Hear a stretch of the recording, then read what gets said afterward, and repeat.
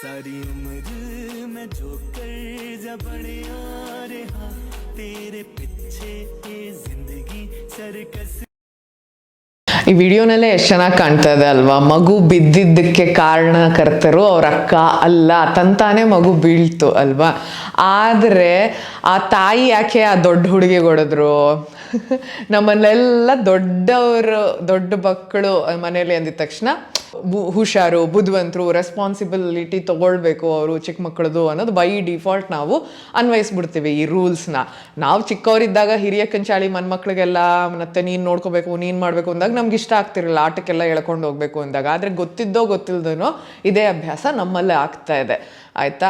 ಈಗ ಏನಾಯಿತು, ಸುಮ್ಮನೆ ನೀವು ದೊಡ್ಡ ಮಗುನ ಬ್ಲೇಮ್ ಮಾಡಿದಾಗ ಅವರಲ್ಲೇ ಗೊತ್ತಿಲ್ಲದೆ ದ್ವೇಷ ಹುಟ್ಕೊಳ್ಳುತ್ತೆ. ದಯವಿಟ್ಟು ನೆಕ್ಸ್ಟ್ ಟೈಮ್ ಈ ಥರ ಏನಾದರೂ ಆದರೆ 1 ನಿಮಿಷ ಶಾಂತವಾಗಿ, ಮತ್ತು ಯಾರು ಬಿದ್ದು ಅಳ್ತಿದಾರೋ ಅವ್ರನ್ನ ನೋಡಿ, ನೀನು ಮಾಡಿದೆ ಅಂತ ಬ್ಲೇಮ್ ಮಾಡೋದಕ್ಕಿಂತ ಮುಂಚೆ, ಆಯಿತಾ, ಮಗುನ ನೋಡಿ ಸುಧಾರಿಸಿ ಎಲ್ಲ ಸರಿ ಹೋದ್ಮೇಲೆ ಮಾತಾಡಿ ಏನಾಯಿತು ಅಂತ.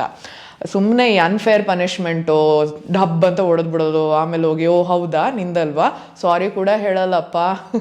ಸೊ ಪ್ಲೀಸ್ ಮಕ್ಕಳಲ್ಲಿ ಅನುಮನಸ್ಸು ಬರದೇ ಇರೋ ಹಾಗೆ, ಮಕ್ಕಳಿಗೆ ತೊಂದರೆ ಬೇಜಾರು ಆಗದೆ ಇರೋ ಹಾಗೆ ನೋಡ್ಕೊಳ್ಳಿ.